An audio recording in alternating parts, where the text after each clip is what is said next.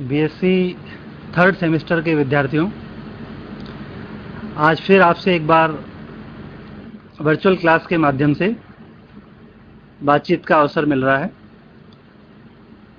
आज हम लोग जिस विषय पर बात करने वाले हैं वो आपके प्रश्न पत्र की इकाई 2 से लिया गया है और ये विषय है continuity of functions of one variable and chain rule.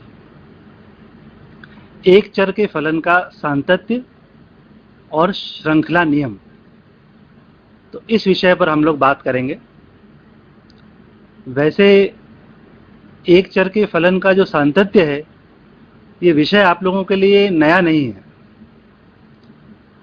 आप लोगों ने 12th क्लास में भी इसे पढ़ा है और फर्स्ट सेमेस्टर और सेकंड सेमेस्टर में भी इनका कहीं कहीं उपयोग किया है, परंतु थर्ड सेमेस्टर में आपको इस विषय का विस्तृत अध्ययन करना है। एक चर के फलन क्या होते हैं, उनका सातत्य क्या होता है, कंटिन्यूटी, और एक चर के फलन के अवकलन के लिए चेन रूल क्या होता है, चेन रूल ऑफ डिफरेंशिएशन। तो इन सारे विषयों पर आज हम लोग बात करेंगे और क्योंकि ये विषय आप लोगों के लिए एकदम नया नहीं है, तो मैं उम्मीद करता हूं कि आप लोग इस विषय से संबंधित प्रश्न भी आप रखेंगे और हम लोग इस पर चर्चा भी करेंगे। तो हम शुरू करते हैं एक चर के फलन के सातत्य की परिभाषा से, continuity of functions of one variable. हम सबसे पहले ये समझें कि एक चर के फलन का मतलब क्या है। एक उदाहरण आपके सामने स्क्रीन पर आया है, f(x) बराबर x²। ये एक ही चर से बना हुआ फंक्शन है, केवल x। अभी अगर आपको एक दूसरा उदाहरण दे दिया जाए जिसके राइट हैंड साइड में x² + y² + 2xy ऐसा फंक्शन है, तो ये एक चर का फलन न होकर दो चर का फलन हो जाएगा, क्योंकि इसमें x और y दो फलन होंगे, दो चर होंगे। तो ये एक चर के फलन का उदाहरण है। कंटिन्यूटी का या सातत्य का अर्थ क्या होता है? आप लोग जानते हैं एक चर के फलन के कंटिन्यूटी के लिए हम किसी भी फंक्शन का ग्राफ बना सकते हैं। आइए हम पहले इस बात को डिस्कस करते हैं कि हम किसी फंक्शन का ग्राफ बनाते कैसे हैं।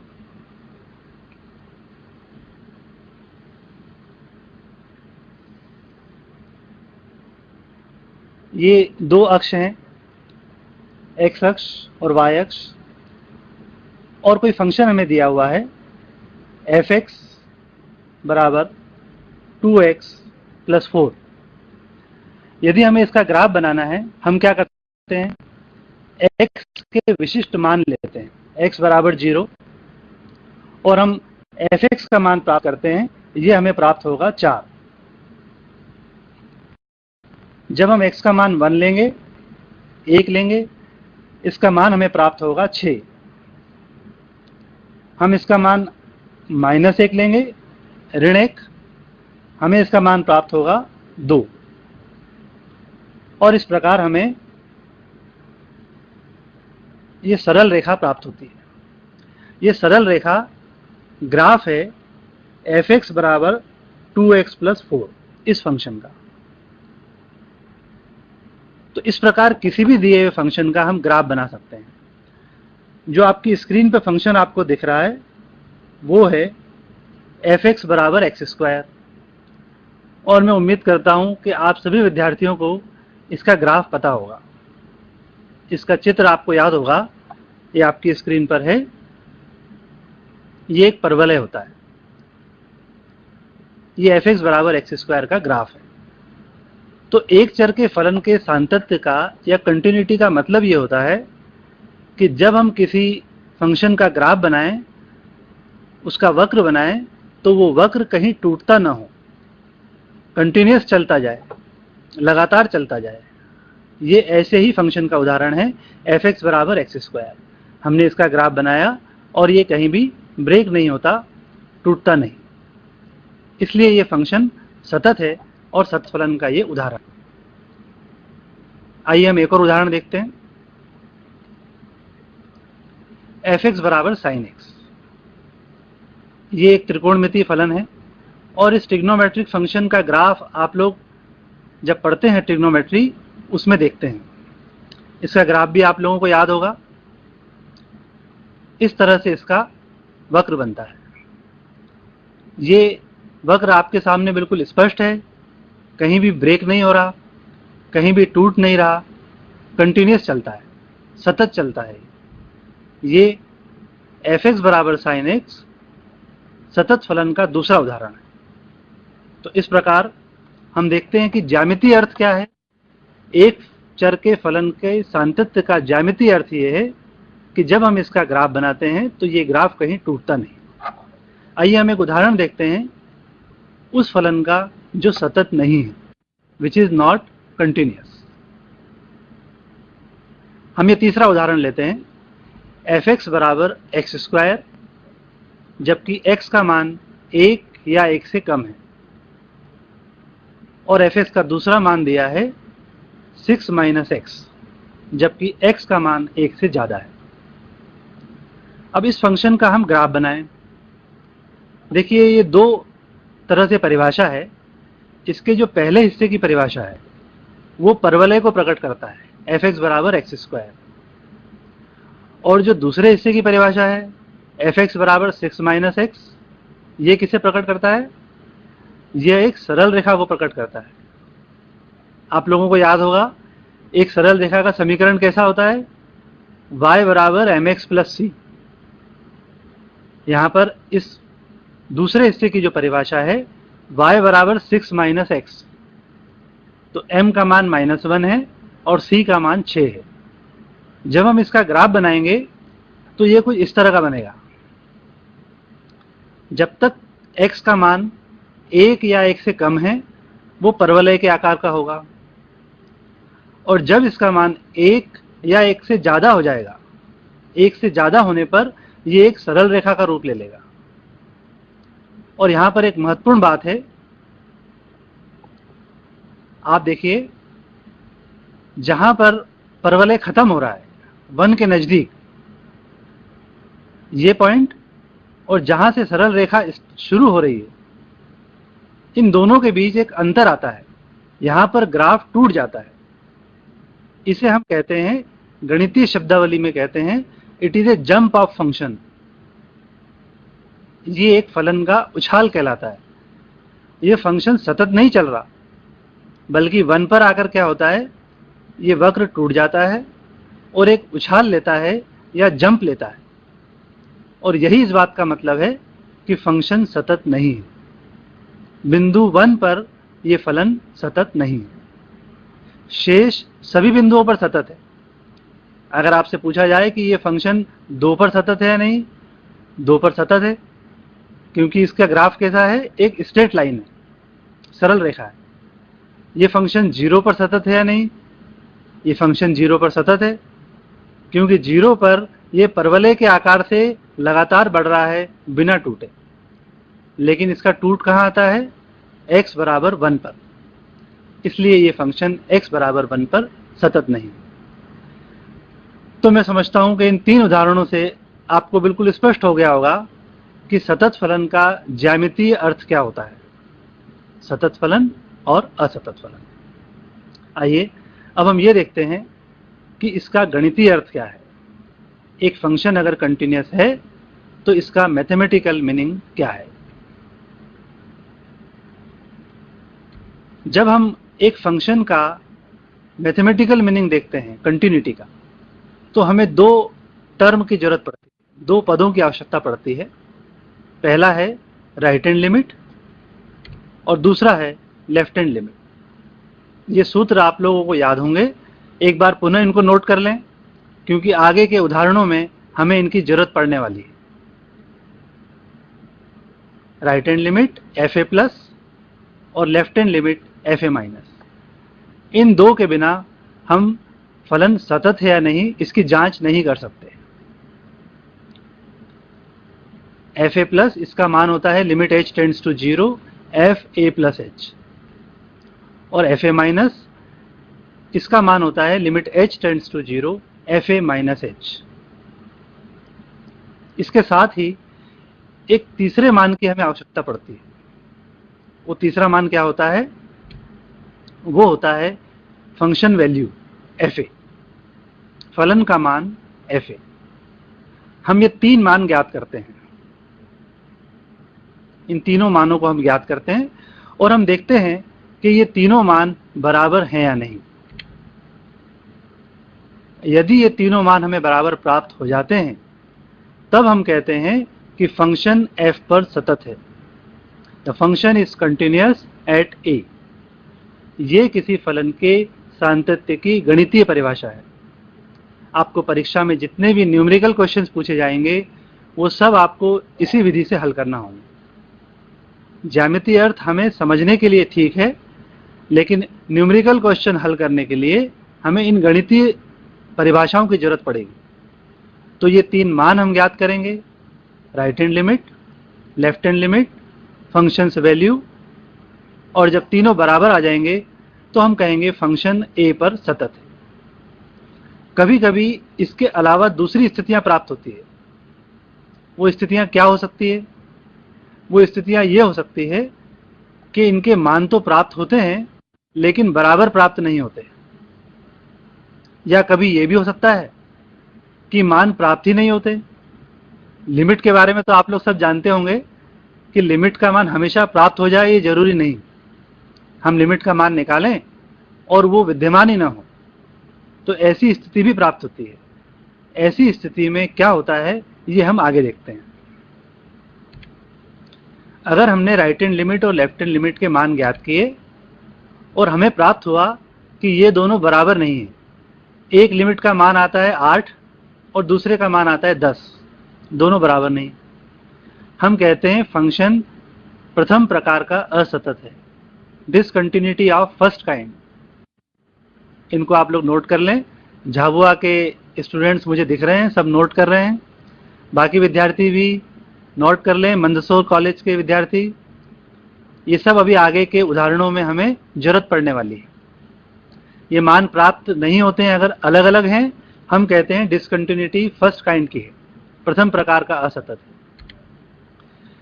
कभी कभी हमें पता लगता है कि लिमिट के मान ही प्राप्त नहीं हो रहे हैं। एफ ए प्लस विद्यमान नहीं हो रहा, एफ ए माइनस विद्यमान नहीं हो रहा, या दोनों ही विद्यमान नहीं हो रहे, तब हम ये कहते हैं कि डिसकंटिन्यूटी सेकेंड काइंड की है, ये द्वितीय प्रकार का असतत है। और इसके अलावा एक और स्थिति तीसरी भी प्राप्त होती है। प्रथम प्रकार और द्वितीय प्रकार, एक तीसरी स्थिति और प्राप्त होती है, उसको और देख लेते हैं। वो ये है कि लिमिट के मान तो प्राप्त हो गए और दोनों मान समान हैं, लेकिन फंक्शन का मान समान नहीं है, फंक्शन वैल्यू सेम नहीं है। इस डिसकंटिन्यूटी को हम कहते हैं रिमूवेबल डिसकंटिन्यूटी,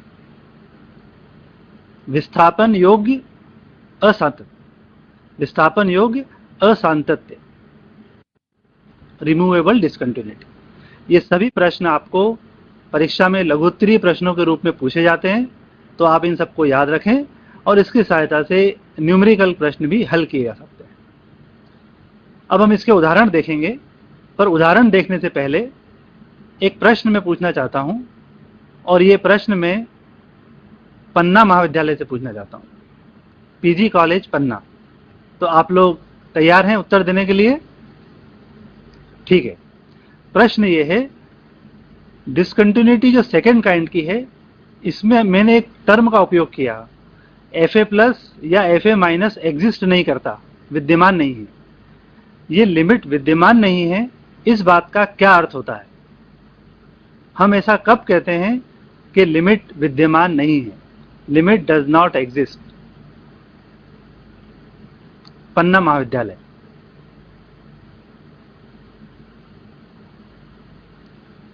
कोई जवाब देना चाहते हैं?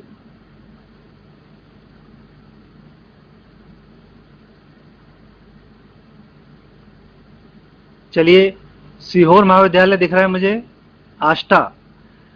आष्टा कॉलेज से कोई इस प्रश्न का जवाब देना चाहते हैं? लिमिट एग्जिस्ट नहीं करती, सीमा विद्यमान नहीं है, इस बात का क्या अर्थ होता है?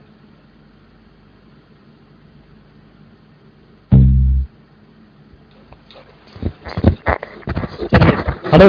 Hello sir. कहाँ से बोल रहे हैं? पन्ना साइंस कॉलेज।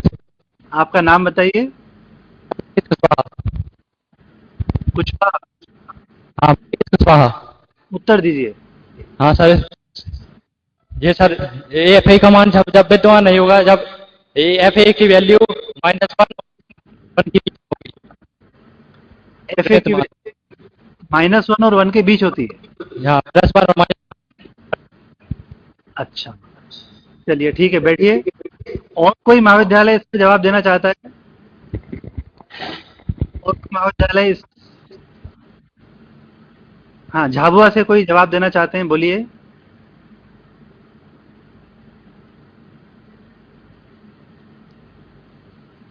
झाबुआ महाविद्यालय से कोई छात्रा जवाब देना चाहती है?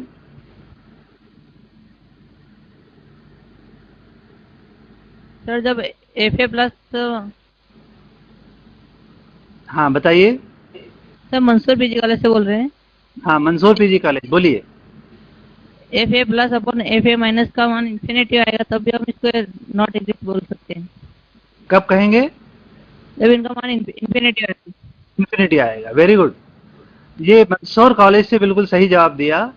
यदि हम एफ ए प्लस का मान निकालें, एफ ए माइनस का मान निकालें और वो इन्फिनिटी आ जाए, ये एक स्थिति है कि इन्फिनिटी आ जाए या फिर उसका मान दो संख्याओं के बीच आए, वो तीन अलग अलग मान आए। जैसा पन्ना कॉलेज से भी जवाब आया था -1 और 1 के बीच। मैं उसमें थोड़ा सुधार करना चाहूँगा। -1 और 1 के बीच कहना ठीक है, वो ज़्यादा उचित होगा अगर आप ये कहें कि सीमा के मान एक से अधिक मिलते हैं। जब सीमा के मान एक से अधिक मिलते हैं तो हम कहते हैं लिमिट एग्जिस्ट नहीं करती। जब सीमा का मान अनंत मिलता है हम कहते हैं लिमिट एग्जिस्ट नहीं करती। इस प्रकार सीमा के नहीं मिलने का मतलब ये होगा या तो उसका मान अनंत हो या उसके मान एक से अधिक मिले। सीमा विद्यमान होने का सिर्फ एक ही मतलब होता है, निश्चित मान मिले, परिमित मान मिले। निश्चित मतलब एक हो, एक से ज्यादा ना हो। परिमित मतलब अनंत ना हो। तब हम कह पाएंगे कि लिमिट का मान प्राप्त हो रहा है। चलिए अब हम आगे बढ़ते हैं और कुछ उदाहरणों के माध्यम से देखते हैं कि लिमिट कैसे ज्ञात करते हैं और कंटिन्यूटी कैसे ज्ञात करते हैं। पहला उदाहरण, ये उदाहरण वही है जिसका ग्राफ अभी हमने देखा था। एफ एक्स बराबर एक्स स्क्वायर, एक्स लेस और इक्वल 1 और एफ एक्स बराबर 6 माइनस एक्स जब एक्स एक से ज्यादा है। हमने ज्यामितीय रूप में तो देख लिया कि इसका ग्राफ टूट जाता है, इसलिए सतत नहीं है। लेकिन अगर ये परीक्षा में प्रश्न पूछा जाएगा तो उसे हम गणितीय रूप में हल करेंगे। और कैसे हल करेंगे आइए देखते हैं। प्रश्न ये है, कंटिन्यूटी x बराबर 1 पर चेक करना है फलन सच है या नहीं है। सबसे पहले हम राइट हैंड लिमिट ज्ञात करेंगे। राइट हैंड लिमिट का सूत्र है f1 प्लस, अर्थात limit h tends to 0 f1 plus h। ये सूत्र अभी हमने नोट किया था। अब हमें मान रखना है इसमें f1 प्लस h का। 1 प्लस h का क्या मतलब है? 1 प्लस h का मतलब है 1 से ज्यादा, क्योंकि h यहां पर धनात्मक राशि है, इसलिए 1 प्लस h का मतलब है 1 से ज्यादा। तो अगर ये 1 से ज्यादा है तो हम कौन सी वाली परिभाषा यूज करेंगे? जो ऊपर वाली परिभाषा है एक्स स्क्वायर, वो तब उपयोग करना है जब x का मान 1 से कम है। और जो नीचे वाली परिभाषा है 6 माइनस एक्स, वो तब उपयोग करना है जब x 1 से ज्यादा है। यहां पर 1 प्लस h मतलब 1 से ज्यादा, तो हम उस परिभाषा का उपयोग करेंगे और हम इसका मान रख देंगे। ये हो जाएगा 6 माइनस 1 प्लस h, क्योंकि x के स्थान पर हमें रखना है 1 प्लस h। मैं समझता हूं बिल्कुल स्पष्ट है। और इसको हम हल करेंगे। जब हल करेंगे तो हमें ये प्राप्त होगा limit h tends to 0 5 minus h। और अब हम लिमिट का मान रख देंगे। हम जैसे ही h की जगह 0 रखेंगे हमें प्राप्त होगा राइट हैंड लिमिट का मान 5। हम देख रहे हैं कि ये मान निश्चित है, एक ही मान है और परिमित है, अनंत नहीं है ये। इसलिए हम ये कहेंगे कि राइट हैंड लिमिट का मान प्राप्त होता है और ये मान है 5। ठीक है, अब हम दूसरा मान ज्ञात करते हैं, left hand limit. Right hand limit हमने ज्ञात कर ली, अब हम लेफ्ट हैंड लिमिट ज्ञात करते हैं। तो लेफ्ट हैंड लिमिट के लिए सूत्र क्या है, f1 माइनस, अर्थात limit h tends to 0 f1 minus h। ठीक है, और इसमें जब हम फंक्शन का मान रखेंगे ये 1 से छोटा, अर्थात पहली वाली परिभाषा फंक्शन का मान हो जाएगा limit h tends to 0 1 minus h whole square, क्योंकि परवलयिक वाली परिभाषा लगना है x स्क्वायर वाली, और x की जगह हमें रखना है 1 माइनस h। हमने इसमें 1 माइनस h रख दिया, और जब हम इसमें h के जगह 0 रखते हैं तो हमें प्राप्त होता है f1 माइनस का मान 1। ये लिमिट भी प्राप्त हो गई। ये लिमिट परिमित है और निश्चित है, और इस प्रकार हम देख रहे हैं कि राइट हैंड लिमिट का मान हमें प्राप्त हुआ 5, लेफ्ट हैंड लिमिट का प्राप्त हुआ 1, और ये दोनों बराबर नहीं है।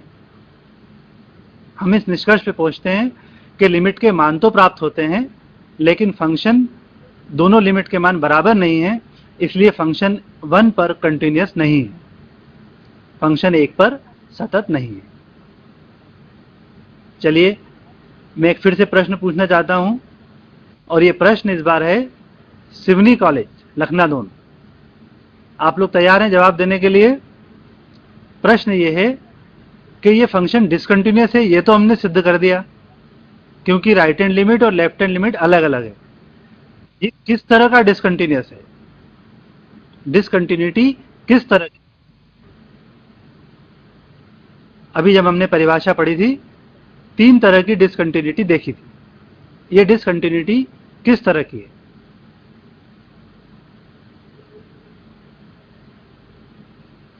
हेलो हेलो, कोई जवाब देना चाह रहे हैं सिवनी कॉलेज से? हेलो हेलो, हाँ बोलिए, कहाँ से बोल रहे हैं, किस महाविद्यालय से? Government MS college.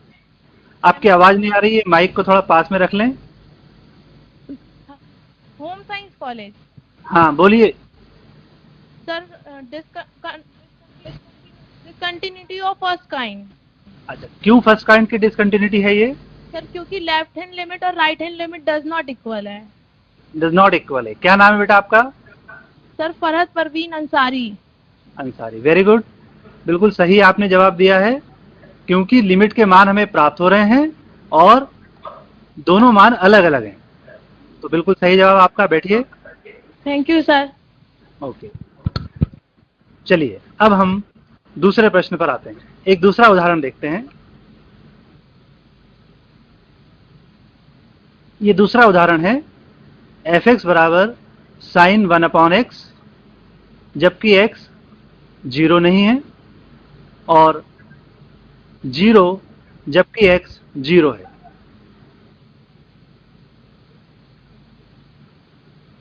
f(x) का मान sin 1/x when x is not equal to 0 and it is 0 when x is equal to 0। इस फंक्शन की कंटिन्यूटी x बराबर 0 पर हमें चेक करना है,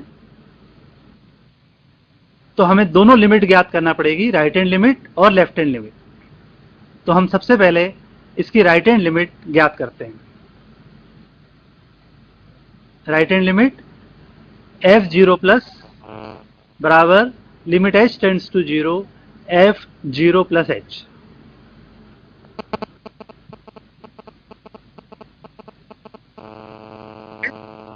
अब हमें इसका मान रखना है। तो अब हमारे पास दो परिभाषाएं हैं, एक परिभाषा 0x के लिए है, एक नॉन जीरो एक्स के लिए है। हम इसका मान क्या रखेंगे?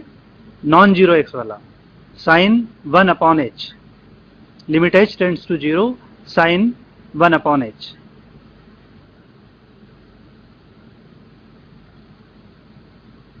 अब हमें इस लिमिट का मान ज्ञात करना है। ग्वालियर कॉलेज सब लोग बड़ी तन्मयता से लिख रहे हैं सवालों को, उनसे मैं ये प्रश्न पूछना चाहता हूं, अब हमें ये लिमिट का मान ज्ञात करना है। इस लिमिट का मान क्या होगा? Limit h tends to 0 sine 1/h, क्योंकि इसी से निर्धारण होगा कि हमारा फंक्शन सतत है या नहीं। What is the value of limit h tends to 0 sine 1/h? Gwalior college.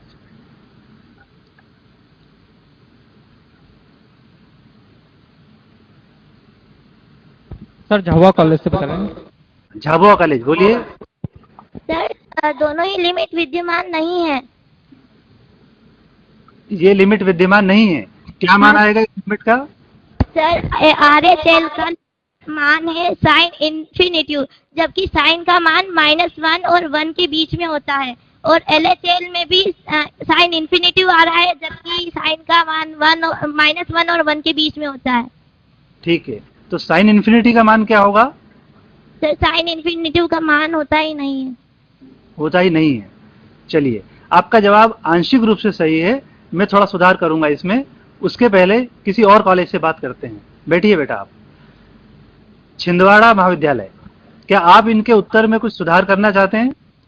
मैं इनका उत्तर एक बार रिपीट कर दूं। इन्होंने कहा है कि साइन थीटा का मान -1 और 1 के बीच होता है और साइन इन्फिनिटी का मान होता ही नहीं है। तो इनके उत्तर में थोड़े से सुधार की आवश्यकता है। उत्तर का अधिकतर भाग सत्य है, पर सुधार की आवश्यकता है। छिंदवाड़ा कॉलेज कुछ सुधार करना चाहते हैं?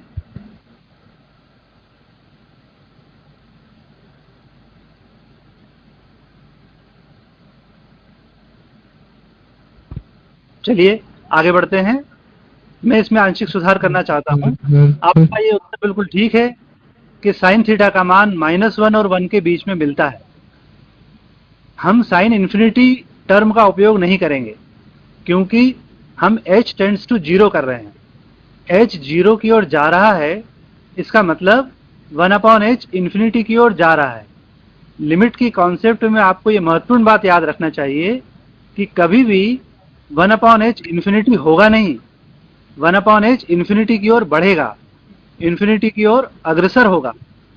सो it is the matter of 1/h tends to infinity, not equal to infinity. अर्थात साइन इन्फिनिटी तो टर्म कभी आएगा ही नहीं, केवल साइन 1/h साइन इन्फिनिटी की ओर बढ़ेगा। और क्योंकि साइन का मान हमेशा -1 और 1 के बीच होता है, इसलिए इस लिमिट का मान -1 और 1 के बीच आएगा। अर्थात लिमिट का मान बार बार बदलेगा, निश्चित नहीं आएगा। कभी -1 आएगा, कभी 0 आएगा, कभी 1 आएगा, कभी √3/2 आएगा, अलग अलग मान आएंगे। और इसलिए इस लिमिट का अस्तित्व नहीं है, सीमा विद्यमान नहीं। तो झाबुआ महाविद्यालय ने कोशिश की थी और काफी उत्तर ठीक दिया था, पर उसमें सिर्फ इतना सुधार कर लें कि साइन इन्फिनिटी की स्थिति बनती नहीं है, साइन का इन्फिनिटी की ओर अग्रसर होता है और मान हमेशा -1 और 1 के बीच आता है। इसलिए हम ये कह सकते हैं कि limit does not exist, right hand limit नहीं मिलती। अब जब लिमिट नहीं मिलती तो अब हमें दूसरी लिमिट निकालने की आवश्यकता नहीं है। जब राइट हैंड लिमिट प्राप्त नहीं हो रही, हम ये सीधे कह सकते हैं फंक्शन कंटिन्यूअस नहीं है। और ये नहीं है मतलब किस तरह का डिसकंटिन्यूअस है? यह सेकेंड काइंड का डिसकंटिन्यूअस है, द्वितीय प्रकार का असतत। जब सीमा विद्यमान न हो, हम कहते हैं द्वितीय प्रकार की डिसकंटिन्यूटी। मैं समझता हूं आप लोगों को बिल्कुल स्पष्ट हो रहा है। अगर इस प्रश्न के बारे में कोई कुछ पूछना चाहता हो तो डिस्कस अभी कर सकता है, वरना हम तीसरे उदाहरण की तरफ आगे बढ़ते हैं।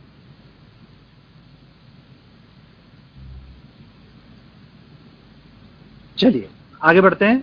देखिए, इसी प्रश्न में हम थोड़ा सा परिवर्तन करेंगे और उससे ये फंक्शन सतत हो जाएगा। कैसे ये फंक्शन कंटिन्यूअस हो जाएगा, इसी प्रश्न में हम थोड़ा सा बदलाव करते हैं। हम इस प्रश्न को कर देते हैं f(x) का मान x sin 1/x, जबकि x नॉट इक्वल टू 0 है, और इसका मान 0 है जबकि x का मान 0 है।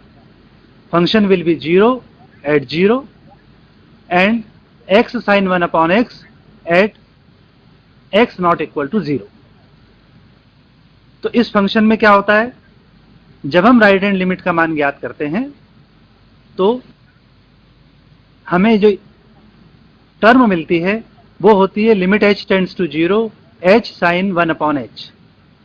और इसमें जब हम h का मान 0 रखते हैं तो हमें क्या प्राप्त होता है, क्योंकि साइन 1/h का मान है -1 और 1 के बीच, और h का मान हमें रखना है 0, अर्थात 0 में इस क्वांटिटी का गुणा करेंगे और हमें मान प्राप्त होगा 0। इस प्रश्न के लिए राइट हैंड लिमिट का मान हमें 0 प्राप्त होता है। पिछले प्रश्न में -1 और 1 के बीच प्राप्त हो रहा था, इस प्रश्न में राइट हैंड लिमिट का मान 0 प्राप्त होता है। ठीक है। ठीक इसी प्रकार से जब हम लेफ्ट हैंड लिमिट का मान ज्ञात करेंगे तो लेफ्ट हैंड लिमिट का मान भी यही प्राप्त होगा, limit h tends to 0 h sine 1/h। इसका मान भी हमें प्राप्त होगा 0 into value between -1 and 1 that is equal to 0, क्योंकि इसमें हमने h का गुणा कर दिया है। तो इस प्रकार हम देखते हैं कि इस फंक्शन के लिए हमें लेफ्ट हैंड लिमिट का मान भी 0 मिलता है, राइट हैंड लिमिट का मान भी 0 मिलता है और फंक्शन की वैल्यू भी 0 मिलती है। तीनों ही मान हमें 0 प्राप्त होते हैं। ये फंक्शन 0 पर कंटिन्यूस है या सतत है। तो एक चर के फलन की कंटिन्यूटी या सातत्य आप लोगों को स्पष्ट हो गया होगा। उसके उदाहरण भी हमने देख लिए हैं।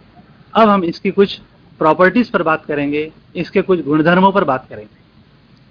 सतत फलन के गुणधर्म, प्रॉपर्टीज ऑफ कंटिन्यूअस फंक्शन। पहली विशेषता, यदि आपको दो सतत फलन दिए जाएं, कंटिन्यूअस फंक्शन दिए जाएं, तो वो कंटिन्यूअस फंक्शन जोड़ दिया जाए, उनका योग लिया जाए तो वो नया फंक्शन भी सतत होता है। f प्लस जी भी कंटिन्यूअस होता है। और अगर उनको सब्ट्रैक्ट करते हैं, उनको घटा दिया जाता है, तो f माइनस जी भी कंटिन्यूअस होता है। दो सतत फलनों का योग सतत होता है और उनका सब्ट्रैक्शन भी कंटिन्यूअस होता है। यही स्थिति दो सतत फलनों के गुणा के लिए भी होती है और भाग के लिए भी होती है।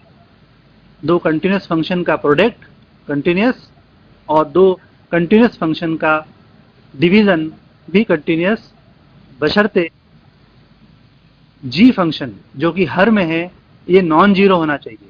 It should be non zero, क्योंकि यदि g शून्य हो जाएगा तो ये भाग दिया जाना संभव नहीं है। तो इन गुणधर्मों से हमें क्या लाभ होता है, देखिए।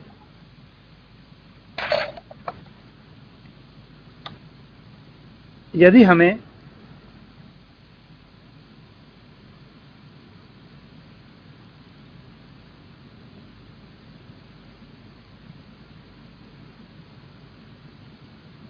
ये प्रश्न दिया जाता है x² plus sign x plus cos x, ये फंक्शन x बराबर 0 पर सतत है या नहीं, तो इसकी कंटिन्यूटी के लिए, इसके सातत्य के लिए हमें क्या करना है, इनको तीन अलग अलग फलनों में तोड़ देना है। पहला फलन x², दूसरा फलन साइन x, तीसरा कॉस x। ये तीनों अलग अलग कंटिन्यूअस हैं। x² सतत फलन है, साइन x सतत फलन है, कॉस x सतत फलन है। क्योंकि ये कंटिन्यूअस फंक्शन है, इन तीनों का हम योग करेंगे तो नया फंक्शन भी कंटिन्यूअस होगा या सतत होगा। ये इस प्रकार के गुणधर्म की उपयोग है। इनकी सहायता से हम कंटिन्यूअस फंक्शन योग, गुणा, भाग ज्ञात कर सकते हैं। हम अगली विशेषता पर आते हैं, सतत फलनों की परिबद्धता। कंटिन्यूअस फंक्शन बाउंडेड कब होते हैं? ये अंतराल है 2, 6। इस अंतराल में हम देखें, दो उदाहरण आपके सामने हैं। एक है 1/x+4, fx बराबर 1/x+4, और दूसरा है gx बराबर 1/x-4। इसमें पहला फलन के साथ लिखा हुआ है परिबद्ध और दूसरे फलन के साथ लिखा हुआ है अपरिबद्ध। मैं छिंदवाड़ा कॉलेज से पूछना चाहता हूं, क्या आप ये बता सकते हैं पहले फलन को परिबद्ध क्यों कहा जा रहा है और दूसरे फलन को अपरिबद्ध क्यों कहा जा रहा है? Why the f is bounded and g is unbounded? इसके स्पष्ट होने के बाद हम सतत फलनों की परिबद्धता के बारे में बात करेंगे। क्यों ऐसा कहा जा रहा है कि पहला फलन परिबद्ध है जबकि दूसरा नहीं है?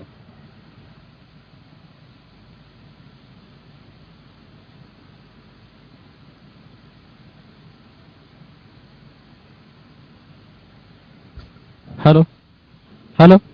हाँ बोलिए, छिंदवाड़ा कॉलेज से। हाँ सर, मैं बताना चाहूंगा सर कि आपने जो इंटरवल लिखा है वो क्लोज इंटरवल है, तो ठीक है।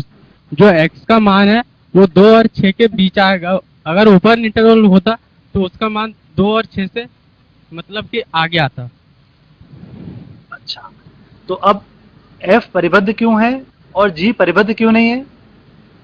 क्योंकि सर जो x का मान है, जो फर्स्ट कंडीशन में आपने दिया है कि अगर उसमें x का मान हम 2 रखते हैं तो 6 मिलता है, अगर 6 रखते हैं तो उसका 6 ज्यादा हो जाएगा। हाँ सर। तो परिबद्धता का क्या कारण हुआ? इन दोनों के इंटरवल के बीच में होना चाहिए। अच्छा, क्या नाम है आपका नाम बताएंगे? बालकृष्ण घुमरे। बालकृष्ण। चलिए बालकृष्ण, अभी हम आपसे फिर से बात करेंगे। आपके उत्तर में थोड़े सुधार की जरूरत है। बैठिए आप। मैं पूछना चाहता हूँ, home science college Jabalpur, home science college Jabalpur बताना चाहेंगे कि ये फंक्शन पहला वाला बाउंडेड क्यों है और दूसरा वाला बाउंडेड क्यों नहीं है?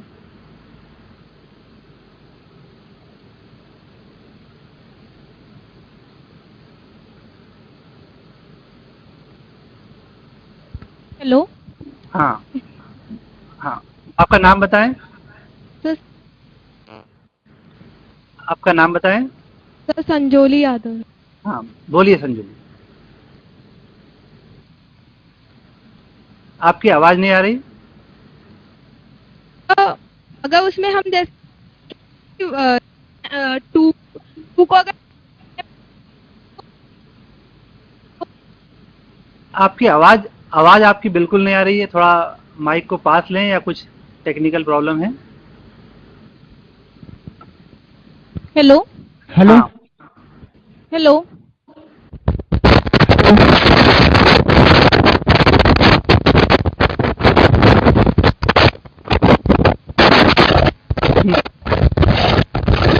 हेलो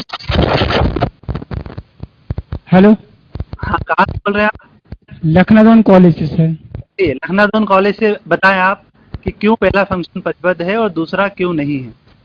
सर क्योंकि उसमें जो सीरीज बनेगी Sn जो लेस देन होगा m के, जो m की जो वैल्यू होगी वो Sn से हमेशा ग्रेटर देन होगी, तो ये परिबद्ध होगा।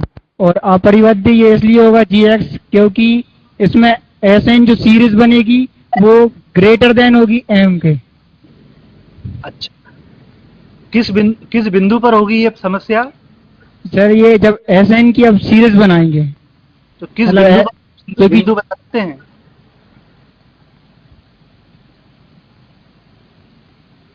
चलिए ठीक है, कोई बात नहीं। होशंगाबाद कॉलेज से कोई इस प्रश्न का जवाब देना चाहता है, पहला फलन परिबद्ध क्यों है और दूसरा परिबद्ध क्यों नहीं?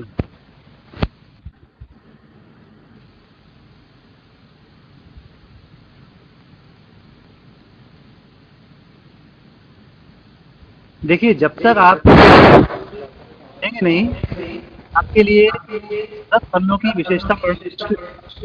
हेलो हाँ बताएं। सर, जो GX हुआ हमारा, तो इंटरवल 2 और 6 के अंदर जब x की जगह पर 4 रखेंगे तो 0 हो जाएगा सर वहाँ पर। माइक को पास रखिए। सर GX में जब x की जगह पर 4 रखेंगे तो नीचे 0 हो जाएगा। क्या हो जाएगा? 0 हो जाएगा सर, तो 1/0 इन्फिनिटी हो जाएगा। इन्फिनिटी हो जाएगा, इसलिए Yes, sir. परिबद्ध। क्या आपका नाम क्या है? कमल सर। कमल। चलिए, पन्ना महाविद्यालय से आपने बिल्कुल सही जवाब दिया, और यही इसका कारण है। ये जो परिबद्ध फलन और अपरिबद्ध फलन का अंतर क्या होता है, जो फलन अनंत हो जाए वो फलन अपरिबद्ध, किसी बिंदु पर अगर फलन अनंत हो जाए तो वो अपरिबद्ध। जो पहला फलन है 2 से 6 के बीच आप कुछ भी मान रख दीजिए, कभी f अनंत नहीं होगा। आप 2 रख दीजिए, 6 रख दीजिए, 2 से 6 के बीच कोई भी मान रख दीजिए, कभी अनंत नहीं होगा। जबकि जैसा पन्ना महाविद्यालय से कमल ने बताया कि जब इसका मान हम gx का मान 2 से 6 के बीच में रखेंगे 4, तो 4 पर ही अनंत हो जाएगा। तो ये अंतर होता है परिबद्ध फलन में और अपरिबद्ध फलन। इस प्रकार कुछ फलन होते हैं जो परिबद्ध होते हैं और कुछ फलन होते हैं जो अपरिबद्ध होते हैं। तो सतत फलन में इसका क्या उपयोग है, ये जानने के पहले मैं आपको परिबद्ध फलन की गणितीय परिभाषा प्रॉपर बता देता हूं। आप इसको नोट कर लें, ये बहुत ही महत्वपूर्ण परिभाषा है।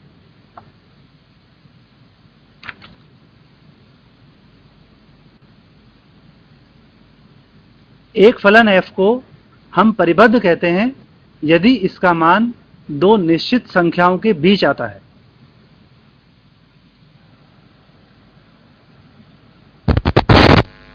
यदि फलन का मान संख्याओं के बीच आता है, हम ये कहते हैं कि ये फंक्शन बाउंडेड है, परिबद्ध है। जैसा कि उदाहरण से स्पष्ट है, 1/x + 4, इसका मान किस किस के बीच में आने वाला है। जब हम x का मान 2 रखेंगे तो ये आएगा 1/6, और जब इसका मान 6 रखेंगे तो ये आएगा 1/10।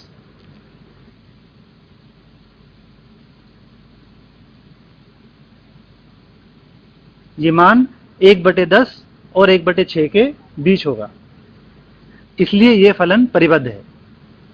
जबकि दूसरे वाले फलन में g में हम देखते हैं कि ये ऐसी 2 संख्याएं प्राप्त ही नहीं होगी हमें, इसका मान अनंत हो जाएगा। तो ये परिबद्ध फलन का गणितीय अर्थ होता है। अब हम इसको सतत फलन के रेफरेंस में समझते हैं। ये एक महत्वपूर्ण प्रमेय है, continuous function on close interval is bounded. जो फलन भी बंद अंतराल में सतत होते हैं वे हमेशा परिबद्ध होते हैं। बंद अंतराल में सतत फलन परिबद्ध होते हैं। ये सतत फलन का एक महत्वपूर्ण गुण है। It is an important property of continuous function.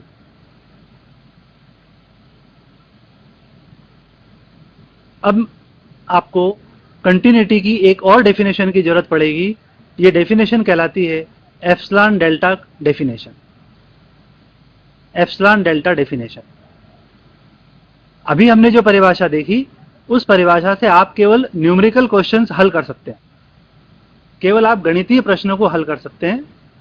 लेकिन अब हम जो परिभाषा पढ़ने जा रहे हैं उनकी सहायता से आप प्रमेय सिद्ध कर पाएंगे, थ्योरम सिद्ध कर पाएंगे। जैसे अभी मैंने आपको थ्योरम बताया, बंद अंतराल में सतत फलन परिबद्ध होते हैं। इसको अगर सिद्ध करना है आपको इस एप्सिलॉन डेल्टा परिभाषा की जरूरत पड़ेगी। तो ये परिभाषा क्या होती है देखिए, इसको नोट कर लें आप लोग। For epsilon greater than 0 there is a delta greater than 0 such that mod fx minus fa less than epsilon if x minus a less than delta।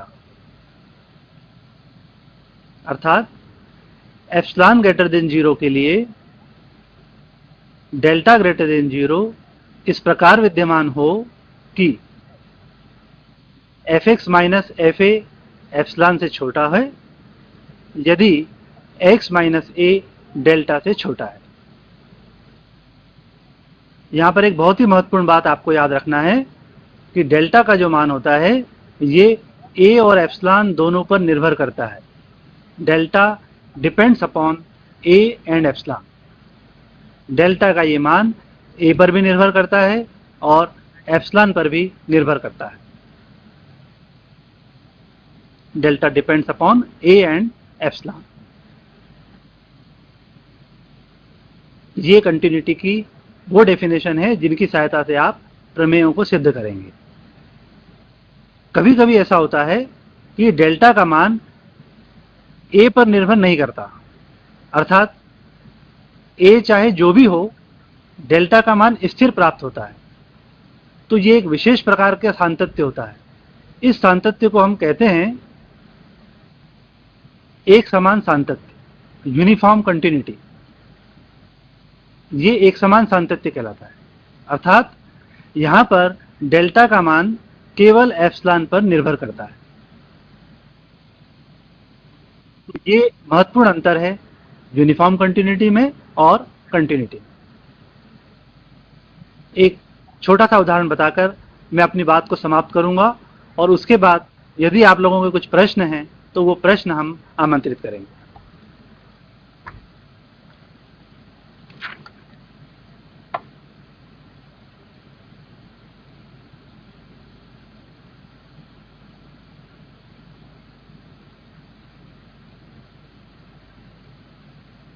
fx बराबर 2 sin x। अब प्रश्न अगर आपसे ये पूछा जाए कि इसे बताइए कि ये सतत है या नहीं, तो आपके पास पहले से एक विधि है। आप राइट हैंड लिमिट निकालेंगे, लेफ्ट हैंड लिमिट निकालेंगे, फंक्शन का मान निकालेंगे और सिद्ध कर देंगे। लेकिन कभी कभी परीक्षा में प्रश्न आ जाता है एप्सिलॉन डेल्टा मेथड से सिद्ध करिए, एप्सिलॉन डेल्टा तकनीकी से बताइए कि ये फलन सतत है या नहीं। तो आपको इस प्रश्न को एप्सिलॉन डेल्टा मेथड से हल करना होगा। तो ये अंतिम प्रश्न मैं आपको बता के अपनी बात को खत्म करूंगा। हमें क्या करना है, fx माइनस fa इसका मान निकालना है। fx माइनस fa परिभाषा आपके सामने है। इसका मान होगा 2 sin x minus 2 sin a। sin x का मान 2 sin x और fa का मान 2 sin a। हम इसमें से 2 कॉमन ले लेते हैं, ये हो जाएगा sin x minus sin a। और इसके लिए हमको त्रिकोणमितीय सूत्रों की जरूरत पड़ेगी और ये आप लोगों को याद होगा सूत्र। इसका मान होता है 2 cos x plus a upon 2 sin x minus a upon 2।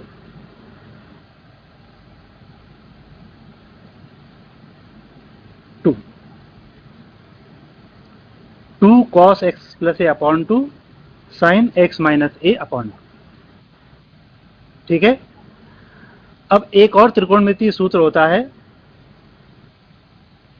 कि cos थीटा का मान लेस और इक्वल 1 होता है, मॉड cos थीटा लेस और इक्वल 1, और मॉड sin थीटा लेस और equal theta. Theta cos theta less और इक्वल 1 जबकि sin थीटा लेस और इक्वल थीटा। इन दोनों का हम उपयोग करते हैं। इनका उपयोग करेंगे, ये हो जाएगा 2 into 2 into x minus a upon 2। क्योंकि cos x plus a upon 2 का मान तो हो गया लेस और इक्वल 1 और sin x minus a upon 2 का मान हो गया लेस और equal x minus a upon 2, जिसको हल करने पर हमें मिलता है 2 मॉड x माइनस a।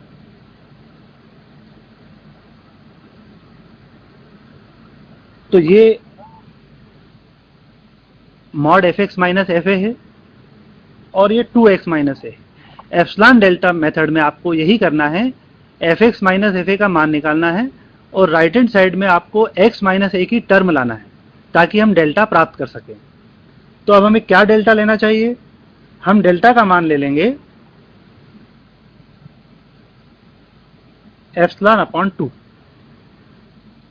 अगर हम डेल्टा का मान एप्सिलॉन अपॉन 2 ले लेंगे तो हम देखते हैं कि जैसे ही हम x minus a x minus a के स्थान पर लिखेंगे डेल्टा अर्थात एप्सिलॉन अपॉन 2, तो 2 से 2 कैंसिल होकर इसका मान आ जाएगा एप्सिलॉन। इससे हमें क्या पता लगा कि एप्सिलॉन ग्रेटर देन 0 के लिए हमें डेल्टा प्राप्त हुआ एप्सिलॉन अपॉन 2, जो कंटिन्यूटी की शर्त को संतुष्ट करता है। वास्तव में ये मान a पर निर्भर भी नहीं करता, इसलिए ये न केवल कंटिन्यूटी का उदाहरण है बल्कि ये यूनिफॉर्म कंटिन्यूटी का उदाहरण है। So this is an example of uniform continuity. तो इस उदाहरण के साथ मैं अपनी बात को समाप्त करने जा रहा हूं। हमने आज ये देख लिया कि कंटिन्यूअस फंक्शन वन वेरिएबल के क्या होते हैं, कैसे उनकी कंटिन्यूटी ज्ञात की जाती है, उनकी परिबद्धता का क्या मतलब है, एप्सिलॉन डेल्टा मेथड क्या होती है, उनकी सहायता से हम कैसे कंटिन्यूटी ज्ञात कर सकते हैं। अब इन सारी चीज़ों के बारे में अगर आपके पास कोई प्रश्न है तो आपके प्रश्न आमंत्रित हैं।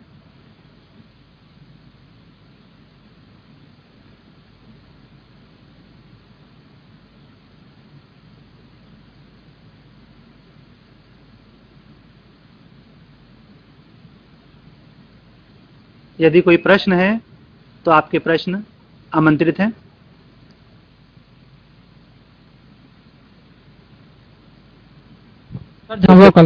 लगता है कि आप, हाँ, झाबुआ महाविद्यालय से कोई प्रश्न पूछ रही छात्रा।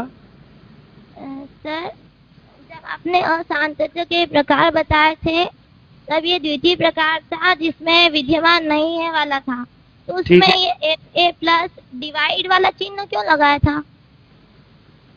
वो केवल उसको ये मानिए डिवाइड का चिन्ह नहीं है, वो fa या fa माइनस, fa प्लस या fa माइनस इसको इंगित कर रहा है। दोनों में से कोई एक या दोनों विद्यमान ना हो, इसको डिवाइड का चिन्ह न माने। ऑब्लिक का साइन है ये, या तो पहली लिमिट या दूसरी लिमिट या दोनों विद्यमान नहीं है। ठीक है सर, एक और प्रश्न है। बताइए। जब सभी लोग इसको बोलते हैं सतत है या असतत है, तो बुक्स में ये संतत और असंतत ऐसा क्यों लिखा हुआ होता है? सतत या असतत? हाँ। अच्छा, नहीं, सातत्य बोलते हैं कंटिन्यूटी को।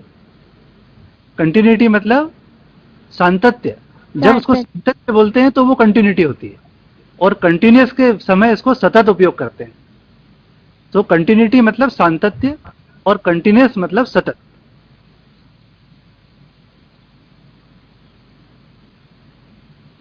ठीक है, चलिए, और कोई प्रश्न कोई महाविद्यालय पूछना चाहता हो तो हम लोग फिर अगली बार वर्चुअल कक्षा में मिलेंगे इसी विषय को आगे बढ़ाते हुए। और आप लोगों ने इसको ठीक से समझा है, आप सभी का बहुत बहुत धन्यवाद।